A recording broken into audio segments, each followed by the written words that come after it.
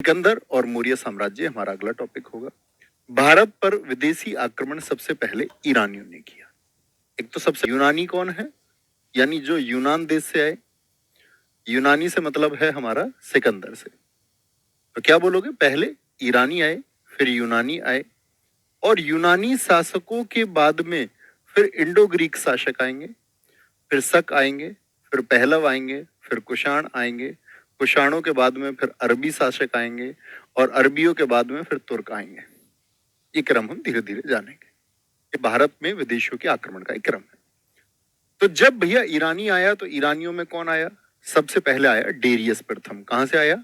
Iran से आया। Iran और इराक वाला जो क्षेत्र है, यहां पर एक वंश हुआ करता था, हकामनी साम्राज्य। और हकामनी साम्राज्य जब भारत में आया तो मुझे एक बात बताएंगे कि इसने गांधार और कंबोज को जीत लिया। तो आज वाले भारत के नक्शे से गांधार और कंबोज बाहर के अंदर। मैंने आपको बताए थे 16 महाजनपदों में से 2 महाजनपद दोस्त ऐसे थे जो भारत की वर्तमान सीमाओं से बाहर स्थित थे। कौन कौन से थे? गांधार, ठीक है, क्या बोलोगे? गांधार था आपका और कंबोज था। इन दोनों को ही किसने जीत लिया? आपका ईरानियों ने जीत लिया। तो कहने का मतलब क्या हुआ कि अगर मैं बोलूं आज की जो भारत की वर्तमान सीमा है, क्या इसमें ईरानी आए? तो आप कहेंगे नहीं, मुख्य भूमि में आज वाली में सबसे पहले विदेशी आया। ये अंतर है दोनों। क्या बोलेंगे? इसने गांधार कंबोज को जीत लिया। ईरानियों के बाद में यूनानी यानी सिकंदर का आक्रमण हुआ। अब जब सिकंदर भारत में आ रहा है, मैंने आपको बताया कि सिकंदर किस साइड से आया था पिछली क्लास में। तो सिकंदर को सबसे पहले फाइट किससे करनी पड़ेगी? ये आप लोगों से मेरा क्वेश्चन है। मुझे सारे दोस्त आंसर करेंगे कि सिकंदर अगर भारत आना चाह रहा है तो भारत की सीमाओं पर इस टाइम कौन है? तो आप कहेंगे भैया इस समय पर तो हकामनी साम्राज्य का वहां पर कंट्रोल है। तो सिकंदर को फाइट करनी पड़ेगी हकामनी साम्राज्य से, हाँ या ना? हाँ। ईरानियों के बाद में यूनानी यानी सिकंदर का आक्रमण हुआ तो सिकंदर को फिर क्या करना पड़ेगा? डेरियस थर्ड से युद्ध करना पड़ा। और डेरियस थर्ड कौन है? डेरियस कौन है? ये शासक, इन्हीं को हम दारा के नाम से जानते हैं, दारा फर्स्ट। डेरियस को ही हम दारा फर्स्ट कहते हैं और डेरियस थर्ड को ही हम दारा थर्ड कहते हैं। क्या कहते हैं? दारा थर्ड। तो पहले इनको हराना पड़ेगा। तो वो आया आपका जो वर्तमान इराक वाला क्षेत्र है, इराक जिसको हम कहते हैं, तो वर्तमान में इराक के क्षेत्र पे उसने हमला कर लिया, ठीक है। और ये यहां पर एक युद्ध लड़ा गया, उरुवेला। उरुवेला एक जगह का नाम है जो कहां पर है? इराक में स्थित है। इराक ईरान होते हुए इस वंश को हराते हुए भारत की सीमाओं पर आया, ठीक है। भारत में सिकंदर आया तो यहां ये जो क्षेत्र था आपका तक्षशिला वाला क्षेत्र है, यहां पर कौन शासक था? तो कई बार पूछा जाता है सिकंदर के आक्रमण के समय तक्षशिला में शासक कौन था? सिकंदर के आक्रमण के समय, at the time of attack of Sikandra, Sikandar के आक्रमण के समय who was the emperor of Takshashila? क्या बोलेंगे? तक्षशिला का शासक कौन था? तक्षशिला किसकी राजधानी थी? गांधार की। और ये अधीन था उस समय, इसने ईरानियों की अधीनता स्वीकार कर ली थी, हकामनी साम्राज्य की। और इसका नाम था आम्भीक। शायद आपने इतिहास में नाम भी सुना हो, भारतीय इतिहास का पहला दुश्मन भी इसको कहा जाता है। भारतीय इतिहास का पहला दुश्मन, ज्ञात दुश्मन, विदेशी आक्रमण के समय का पहला ज्ञात दुश्मन है ये। क्यों जी? क्योंकि जब सिकंदर की बात हम करते हैं आपसे दोस्त, सिकंदर की बात अगर हम आपसे करते हैं तो यहां पर एक बात देखने योग्य होती है आपकी, कि आप कहेंगे भैया जब आक्रमण हुआ तो यहां पर तक्षशिला है, जानते हैं जी? हाँ जी। तो तक्षशिला का शासक आम्बिक क्या करता है? सबसे पहले तो ईरानी आए तो कोई भी विदेशी आक्रमण हो तो लड़ना चाहिए, विरोध करना चाहिए या नहीं? मातृभूमि की रक्षा करने की बजाय इसने अपने घुटने डाल दिए, आम्बिक ने। और साथ में इसने सिकंदर, ईरानियों की तो इसने हुकूमत स्वीकार की ही, बाद में सिकंदर के सामने भी इसने घुटने टेके और बिना युद्ध के बोला कि भाई साहब मैं तो आपका दोस्त हूं। खुद ही लड़ना ही नहीं चाहता है, कह रहा भाई साहब मैं तो आपका दोस्त हूं। और उसने कहा कि हम तुम्हारी दोस्ती कैसे माने? बोले भारत में आगे जो अभियान करोगे उसमें तुम्हारे साथ साथ चलूंगा। यही वो व्यक्ति है जिसने सिकंदर से ये कहा कि तुमको राजा पुरु से युद्ध लड़ना होगा। राजा पुरु, आप में से कुछ लोग बता सकते हैं कि कहां के शासक थे राजा पुरु? ठीक है, आगे आएंगे, बात करते हैं। सिकंदर भारत आया। सिकंदर कहां से आया? यूनान, यूरोप से आया। मैसिडोनिया का शासक था और इसके पिता फिलिप सेकंड है। पिता का नाम क्या है? Philip second. एक इसकी सेना में भी होगा फिलिप, वो ये नहीं है, इनके पिता सेनापति नहीं है। माता ओलंपिया, और अपनी माता के नाम पर कई ओलंपिया शहर बसाए इसने। ठीक है, अपने घोड़े बऊ केफला के नाम पर कई नगर इसने बसाए। और एक समय तो ऐसी स्थिति आई कि लगभग 50 से ज्यादा ओलंपिया नगर इसने बसा दिए थे। हमेशा नमस्कार मनोज दूधी जी, बहुत थैंक यू। इसका उपनाम है अलेक्जेंडर द ग्रेट। देखो, अलेक्जेंडर द ग्रेट के पीछे कुछ कारण है यहाँ पर। अब लोग कहते हैं कि सिकंदर महान क्यों है? देखो, सिकंदर महान है यूरोपीय साहित्य के अनुसार। अब आप इसको महान कहने लग जाओ तो ये हम सबकी मूर्खता होगी। सिकंदर ने दुनिया को रक्तपात के अलावा कुछ नहीं दिया। उसने अपने साम्राज्य बढ़ाने के अलावा इस दुनिया को कोई बेहतरीन चीज नहीं दी। बेशक दुनिया ने उसके आक्रमण के बाद चीजों को खुद समझा या सीखा हो, लेकिन उसके द्वारा सिवाय रक्तपात के, लाशों के ढेर के अलावा, डेड बॉडीज ही डेड बॉडीज, इसके अलावा सिकंदर ने इस दुनिया को कुछ नहीं दिया। लेकिन जो यूरोपीय लेखक हैं, उन्होंने दिखाया है सिकंदर को कि हमारे व्यक्ति ने एक बड़े क्षेत्रफल को, और यहां तक भी दिखाने का प्रयास हुआ कि पूरी दुनिया को जीत लिया, विश्व विजेता तक उसको कह दिया, जबकि वह 5% क्षेत्र ही जीत पाया। हालांकि वह क्षेत्र उस समय के शासकों के जीते गए जो प्रसिद्ध शासक थे उनसे सबसे बड़ा क्षेत्र था। लेकिन उसको हम द ग्रेट नहीं कह सकते। हम द ग्रेट कह सकते हैं आचार्य चाणक्य द ग्रेट। लेकिन हिंदुस्तान की बदकिस्मती है कि हम लोग अलेक्जेंडर द ग्रेट कहते हैं, सिकंदर महान कहते हैं, और आचार्य चाणक्य का नाम हम सीधे सीधे ऐसे लेते हैं जैसे आचार्य चाणक्य को हमने गोद में खिलाया हो। तो हमको कहना है आचार्य चाणक्य जी महान थे, जिन्होंने भारत को या इस पूरी दुनिया को एक व्यवस्था दी अर्थशास्त्र पुस्तक लिख के। ठीक है, भारत कब आया ये 326 बीसी में? सारे दोस्त बताएंगे आज से कितने साल पहले। देखते हैं सबसे पहले उत्तर कौन देता है। वापस गया 325 में, यानी कि लगभग अगले ही साल गया। 1.5 साल के करीब भारत में रहा। तो सिकंदर रहा था भारत में 19 महीने। ठीक है, मुझे बताएंगे फटाफट से 2023 में जोड़ के इसको कितने साल पहले आया। तो सिकंदर का भारतीय शासक से युद्ध हुआ जिसको हम हाइडेस्पीज का, झेलम का या वितास्ता का। देखिए, झेलम का ही पुराना नाम क्या था? वितास्ता। और यूरोपीय लोग इस नदी को कहते हैं, जब भाई सिकंदर के साथ लेखक आए इतिहास के, उन्होंने उस नदी को कहा है हाइडेस्पीज। बहुत बढ़िया ऋषभपाल जी। 325 बीसी में जब आम्भिक के साथ मिलकर, कौन आ गया था? आम्भिक। आम्भिक ने कहा जी यहां पर जो प्रसिद्धि है, आम्भिक ने कहा कि यहां पर जो प्रसिद्धि है वह है राजापुरु की। उसकी वीरता के बहुत किस्से हैं, तो राजापुरु को हराना होगा। तो राजापुरु जो आपका पंजाब का शासक था, कहां पर? पंजाब वाले सिंध का शासक था। पंजाब में जो सिंध एरिया है, जहां पर आज वर्तमान पाकिस्तान है, ठीक है, और भारत का जो ये आपका पंजाब वाला क्षेत्र है, यहां पर शासक था। बहुत ठीक लिखा था आपने पिन्नू प्रजापति। तो कहने के मतलब है युद्ध काफी लंबा चला यहाँ पर झेलम नदी के किनारे। राजापुरु के पास भी विशाल सेना थी, लेकिन राजापुरु ने कहते कि अपनी सेना का विस्तार चौड़ीकरण करके किया। तो जब वहां पर बाढ़ आई हुई थी उन दिनों झेलम नदी में, तो राजापुरु की जो बड़ी सेना थी वह घूम नहीं पाई। जैसे कि आप समझिए कि सेना ऐसे अगर कर दी और सिकंदर का आक्रमण यहां से हुआ, तो ये वाली सेना का तो कोई लाभ ना हुआ ना। ये घूम करके युद्ध स्थल में मार ही ना कर पाई। और बहुत जल्दी शुरुआत में तो राजापुरु का बेटा इस युद्ध में मारा गया। राजापुरु ने बाद में पार्टिसिपेट किया, लेकिन बाद में राजापुरु को भी बंदी बना लिया गया। राजापुरु हमने छोटी कक्षाओं में पढ़ा था, बड़े वीर शासक थे। और एक स्टेटमेंट आता है कि जब सिकंदर ने उनको बेड़ियों में बांध करके, जंजीरों में बांध करके अपने सामने पेश किया और कहा कि क्या तुम मेरी अधीनता स्वीकार करते हो, तो उन्होंने अधीनता स्वीकार करने से मना कर लिया कि मैं तुम्हारे नियंत्रण में अंबिक की तरह काम नहीं करूंगा। उन्होंने कहा कि तुम्हारे साथ कैसा व्यवहार किया जाए? उन्होंने कहा कि मेरे साथ वैसा ही व्यवहार करो जैसा एक राजा दूसरे राजा के साथ करता है। फिर इसके बाद में कुछ इतिहासकार ये भी लिखते हैं कि राजा पुरू भी फिर बाद में सिकंदर के अगले अभियानों में उनके साथ रहे। यहाँ पर एक हंसी वाला प्रकरण आता है कि सिकंदर की पत्नी का नाम रेक्सोना है और रेक्सोना राखी बांधती थी राजा पुरू के, इसका भी वर्णन मिलता है। तो कहते हैं जब उसने राजा पुरू ने इस तरह का स्टेटमेंट दिया तो रेक्सोना थोड़ी सी मुस्कुराई। सिकंदर ने देख ली, भाई तू क्यों हंस रही है?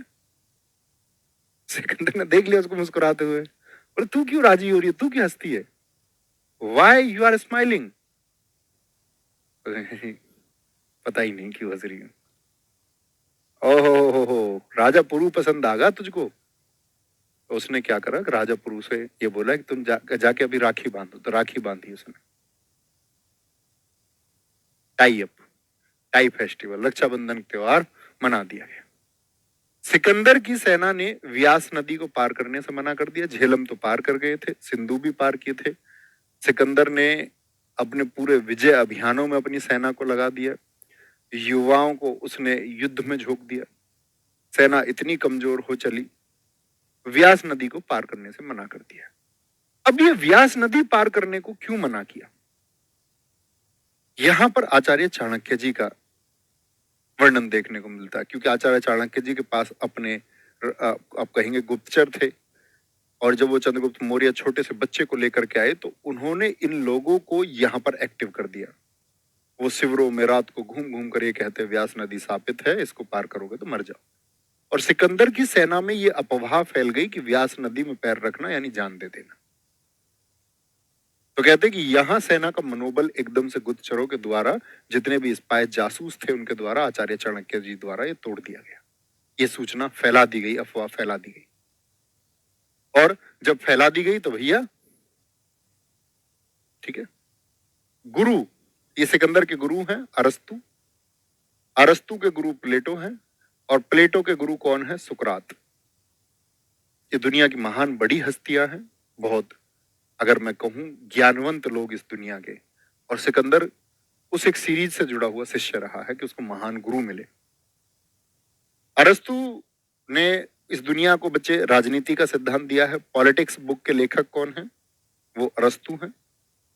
प्लेटो ने कौन सी पुस्तक लिखी है? प्लेटो ने भी इसी तरह राज्य के ऊपर एक पुस्तक लिखी है, रिपब्लिक, तंत्र कैसा हो।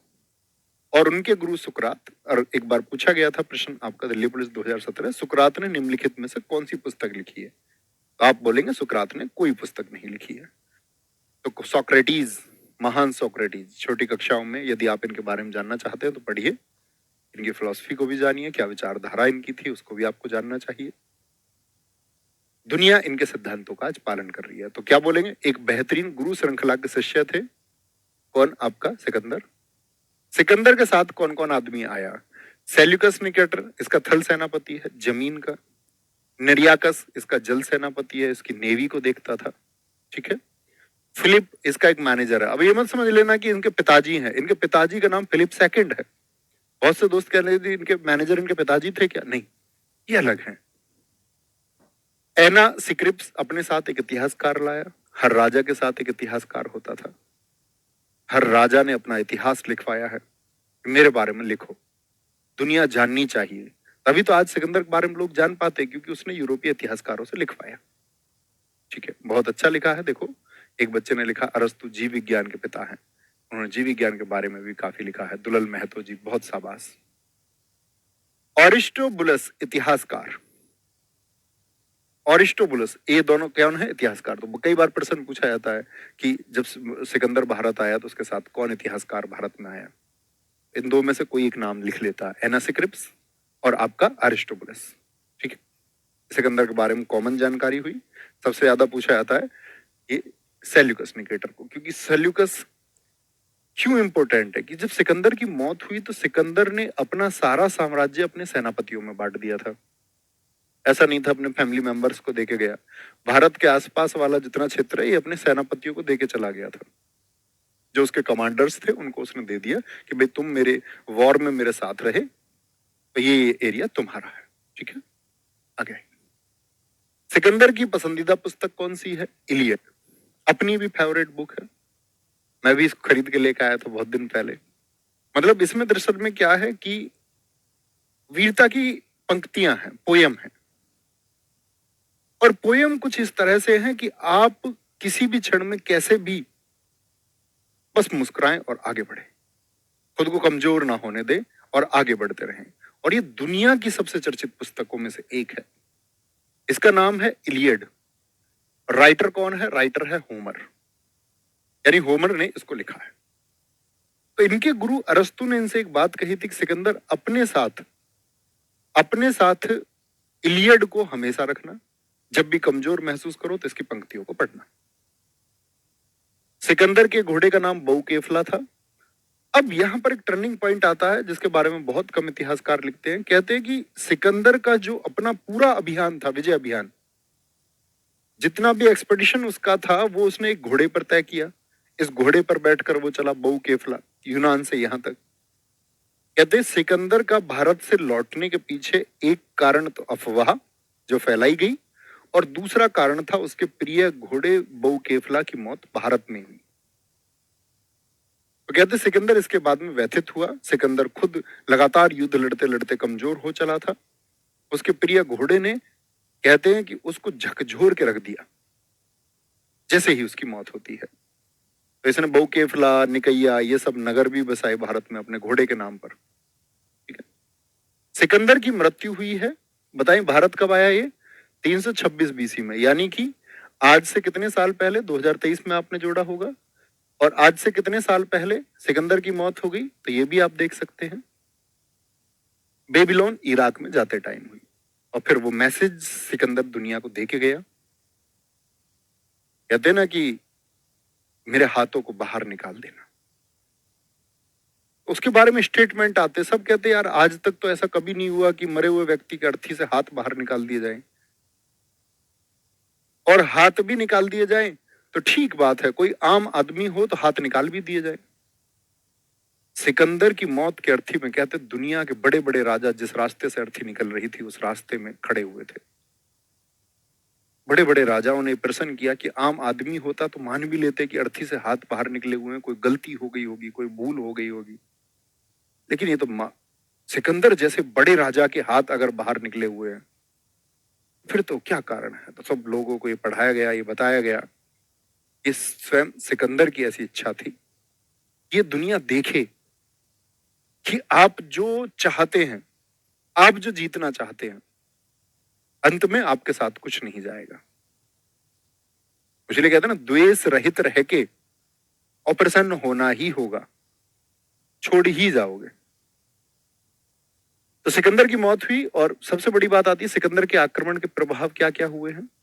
देखो, आप समझना इस बात को। प्रभाव में अगर मैं बात करता हूं तो प्रभाव में सबसे पहले तो भारत में अब तक क्या था कि छोटे छोटे राज्य थे। राज्य भी नहीं कह सकते, छोटे छोटे कबीले थे। भारत बहुत छोटी छोटी यूनिट्स में बटा हुआ था। तो सिकंदर का जब आक्रमण हुआ तो लोगों को यह समझ आया कि बाहर से कोई विदेशी शक्ति आके, क्योंकि ईरानी तो अंदर तक नहीं आए लेकिन सिकंदर आ गया पंजाब तक, तो लोगों को ये मैसेज मिला कि बाहर से कोई विदेशी शक्ति आकर के आपको कमजोर कर सकती है यदि आप संगठित नहीं रहे। तो इसके बाद में भारत में बहुत बड़े स्तर पर बड़े बड़े कबीले इकट्ठे होकर के राज्य जैसी चीज देखने को मिलती है, जिसमें एक प्रभाव तो आक्रमण था और दूसरा आचार्य चाणक्य जी का अर्थशास्त्र जिसने राज्य की परिकल्पना दी। तो राज्य जैसी चीज हमको यहां देखने को मिली कि भाई स्टेट अब बनाना ही होगा, बहुत छोटी छोटी यूनिट से काम अब नहीं चलेगा। ठीक है, दूसरा क्या था? दूसरा क्या था? यूरोप से हमारे जो संबंध थे वो अच्छे हो गए। यूरोप से जो हमारे संबंध थे वो क्या हो गए? अच्छे हो गए, क्योंकि भाई निकटतम संबंध हो गए। यूरोपीय लोग यहाँ पर रह गए। सिकंदर के जाने के बाद में सिकंदर के सेनापतियों ने भी शासन किया ईरान इराक वाले क्षेत्र में। तो बहुत सारी चीजों का आवागमन आदान प्रदान होता रहा। वो लोग लगातार कुछ ना कुछ चीजों को भेजते रहे। तीसरी चीज आती है गांधार शैली। गांधार शैली का विकास हुआ। गांधार शैली दरअसल में मूर्ति निर्माण कला है, एक मूर्तियों को बनाने के लिए। गांधार शैली जिसको हम इंडो ग्रीक शैली, Indo Greek style, Greco Buddhist कला। महात्मा बुद्ध जी की मूर्तियां देखी हैं, वो ज्यादातर उनकी तुलना की जाती है यूरोप के अपोलो भगवान से। ग्रीको बौद्धिस्ट बौद्धिस्ट शैली इसको हम कहते हैं, या कई बार इसको हिंद यूनानी कला भी कहते हैं। हिंद यूनानी कला ये कहां से विकसित हुई है? ये सब सिकंदर के आक्रमण की वजह से विकसित हुई। यानी भारत की केंद्रीयकृत सत्ता की एक शुरुआत हुई, लोग सेंट्रलाइज्ड होके एक समझ गए। बहुत सारे लोगों ने, बोलते कछवाहो आदि ने, अपनी लड़कियों की आपस में सबने संबंध बना के अपने राज्य को मजबूत किया कि हम सबको एक रहना होगा, नहीं तो फिर से कोई विदेशी आएगा। ठीक है, आगे मौर्य साम्राज्य। अब सिकंदर तो वापस चला गया। इस समय पर सिकंदर के आक्रमण के समय सारे दोस्त आंसर करेंगे कि मगध का साम्राज्य कौन था। ये बोले मगध का साम्राज्य किसके हाथों में था, मगध का शासक कौन था। सारे दोस्त कहेंगे जी मगध का शासक इस समय पर भैया कौन था, आपका घनानंद था। ये बात आपको बताई जा चुकी। ठीक है, अब मौर्य साम्राज्य कैसे स्थापित हुआ? आचार्य चाणक्य जी ने, इसके संस्थापक हैं चंद्रगुप्त मौर्य, एक बच्चे को लेकर के आए। जैसा डायरेक्शन उस बच्चे को दिया, उसने वही जिंदगी जी। सफीन हसन इस देश के युवा आईपीएस हुए, तो उन्होंने एक स्टेटमेंट बोला, जो पुराना स्टेटमेंट है काफी, लेकिन उनके बोलने के बाद में बहुत चर्चित हुआ। उन्होंने कहा इस बात को कि एक बार आपका आचार्य चाणक्य से चंद्रगुप्त मौर्य, क्योंकि पूरे जीवन उनके आदेशों का पालन करते रहे, उन्होंने पूछा कि गुरुजी, इस जीवन में इतने त्याग ना करने पड़ते तो। बहुत कुछ त्याग उन्होंने किया। तो आपका अब ये समझिए, सेल्यूकस निकेटर की बेटी से शादी करनी थी चंद्रगुप्त मौर्य को, प्रेम हो गया था। आचार्य चाणक्य ने कहा ठीक है, दूर रहे, लेकिन बड़े विलाप की स्थिति में रहे। पर उन्होंने कह दिया ठीक है शादी कर लो, लेकिन इसके पुत्र को कल अधिकार नहीं दोगे। उसने बोला ठीक है, पत्नी तो मांगेगी ना पुत्र के लिए अधिकार। उन्होंने वंचित कर दिया। बहुत त्याग किया, मतलब बहुत प्रेशर उन्होंने झेला, कई निर्णयों में झेला। तो कहते हैं कि उस समय पर उनका कि गुरुजी इतना त्याग ना करना पड़ता, तो फिर उन्होंने कहा था कि अगर इतने त्याग ना करने पड़ते तो हर कोई इस भारत का महान सम्राट चंद्रगुप्त मौर्य होता। आप कितने महान होंगे आपके त्याग पर डिपेंड करेगा, आप कितनी स्ट्रेटेजिकल तरीके से काम करते हैं। राजधानी पाटलिपुत्र। पाटलिपुत्र कहां पर? पटना। प्रधानमंत्री आचार्य चाणक्य। अन्य नाम विष्णुगुप्त। और ऐसे नहीं था छोटे से बच्चे को ला करके इन्होंने युद्ध में लगा दिया, नहीं, अपने साथ पहले विद्यालय लेके गए थे। वहां अध्ययन, अध्यापन, राज्य, शारीरिक प्रकल्पनाएं, राजा के क्या कर्तव्य होने चाहिए, ये सब कुछ समझाया। क्या बोलेंगे? अन्य नाम है विष्णुगुप्त, कौटिल्य और भारत के मैकियावेली। ये तो इन्हीं के नाम है। भारत का मैकियावेली इनको क्यों कहते हैं? क्योंकि मैकियावेली एक व्यक्ति है जिसने यूरोप में आचार्य चाणक्य जी की कॉपी करके किताब लिखी, जिसका नाम है द प्रिंस। अब आचार्य चाणक्य की किताब इतनी चर्चित हुई नहीं, यूरोप में साधन पहले आए, प्रिंटिंग प्रेस से सब कुछ, तो उनकी वाली प्रिंस ज्यादा कामयाब हो गए, क्योंकि छापे खाने उनके यहाँ आए, किताबें पहले छपी उनके यहाँ भारत से।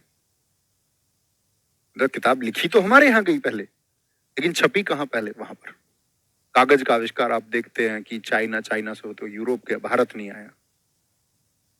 क्योंकि उद्योग कहां पर चले सबसे पहले? औद्योगिक क्रांति कहां हुई? वो यूरोप में हुई। इंडस्ट्रियलाइजेशन रिवॉल्यूशन सबसे पहले यूरोप में हुआ, उद्योग भी वहां। ये किताब बड़ी चर्चा मिली, मैकियावेली की किताब का नाम है, बुक का नाम है द प्रिंस। और लोग समझते हैं, जो बहुत सारे जिनको अर्थशास्त्र का नहीं पता, वो समझते हैं कि राजनीति की सबसे अच्छी पुस्तक द प्रिंस है, लेकिन ऐसा नहीं है। ठीक है, इनकी पुस्तक का नाम है अर्थशास्त्र, जो राजनीति से संबंधित पुस्तक है, राजनीति से संबंधित पुस्तक है। सर जी बीसी क्या है? बुलक कार्ट, बैलगाड़ी है बीसी। आए जी आगे। चंद्रगुप्त मौर्य को इन्होंने गद्दी पर बिठाया। तो यहां पर दो प्रकरण देखने को मिलते हैं कि देखो, अगर हम देखें सिकंदर से तो कोई परोक्ष युद्ध हुआ नहीं, सिकंदर तो वापस लौट गया किसी भी प्रकार का। यहां पर दो कहानियां चलती हैं कि मगध में कौन था? घनानंद था। एक कहानी तो ये चलती है कि इन्होंने मगध पर आक्रमण किया, और मगध पर जब इन्होंने आक्रमण किया, और कॉम्पिटिटिव एग्जाम्स में तो यही माना भी जाता है कि मगध पर आक्रमण करके इन्होंने घनानंद को हराया। तो जब यहां पर युद्ध करता है तो एक बार तो युद्ध करते तो पहले तो हार जाते हैं घनानंद से, भाग करके जान बचा के छिपते हैं। वहां पर एक प्रकरण आता है, आचार्य चाणक्य चंद्रगुप्त मौर्य एक साथ छिपे हुए हैं, एक महिला वहां खाना बना रही है, वो छिप के देख रहे हैं, बातें सुन रहे हैं वहां पर। उसके लड़के ने रोटी को बीच में से तोड़ लिया। उस लड़के की मां चिल्लाई बच्चे पर, बोली तू भी आचार्य चाणक्य जैसी गलती करता है। तो हाथ जल गया ना, बीच में से रोटी तोड़ोगे तो। आचार्य चाणक्य कहते हैं हाँ, बात समझ में आई, और उन्होंने धीरे धीरे धीरे धीरे कूटनीति से उसके जो मंत्री थे आदि को मिलाया, इस राज्य को कमजोर किया और फिर घनानंद को हराया और मार डाला। ठीक है। और गद्दी पे कौन आया? चंद्रगुप्त मौर्य को गद्दी पे बैठाया। कितने वर्षों तक आप बता सकते हैं मुझे चंद्रगुप्त मौर्य गद्दी पर रहे? तो आप कहेंगे भैया 24 वर्षों तक गद्दी पर रहे। पत्नी का नाम क्या है चंद्रगुप्त मौर्य की? दुर्धरा। ठीक है। अन्य नाम क्या है इनके? भारत का मुक्तिदाता। भारत का मुक्तिदाता क्यों कहते हैं हम? क्योंकि छोटी छोटी रियासतों से मुक्त किया भारत को और एक केंद्रीय व्यवस्था दी, केंद्रीय व्यवस्था दी। ठीक है बेटा, मैं बार बार आपसे ये बात बोलता हूँ, मुक्तिदाता एंड्रोकोट्स और सेंड्रोकोट्स। कुछ बच्चे कह रहे गुरुजी रोटी थी या खिचड़ी थी। भाई साहब कई जगह खिचड़ी भी लिखा होता है, कई जगह रोटी भी। उससे मतलब नहीं है तुमको कि रोटी बीच में से तोड़ी या खिचड़ी, बीच में से कुछ भी तोड़ोगे जलेगा। बात का सार समझा करो। कह रहे जी खिचड़ी थी या रोटी थी। सेंड्रोकोट्स भारत का मुक्तिदाता, जस्टिन एक इतिहासकार है उसने कहा है, और एंड्रोकोट्स एपियन और प्लूटार्क ने कहा है। कॉम्पिटिटिव एग्जाम में पूछा जाता है एंड्रोकोट्स के नाम से किस भारतीय राजा को जाना जाता है?